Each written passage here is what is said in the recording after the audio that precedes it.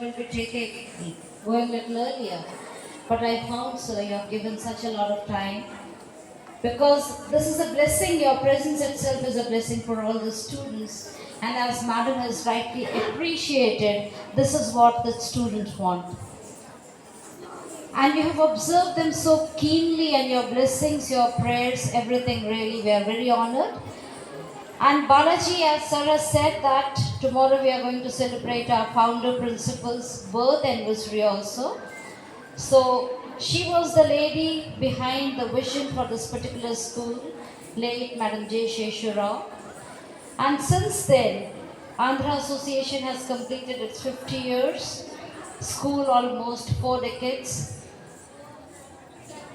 We really owe to our Honorable Chief Guest for their benign presence, their gracious presence, what they have made, and for their patience, sitting and the spectacular show, what they have seen and witnessed. We are really honored to have them. And as a moment of our love, admiration, and respect, I would request Honorable President Sir to kindly present a memento to our Honorable Chief Guest. President Sir, please. To the Chief Guest, a memento.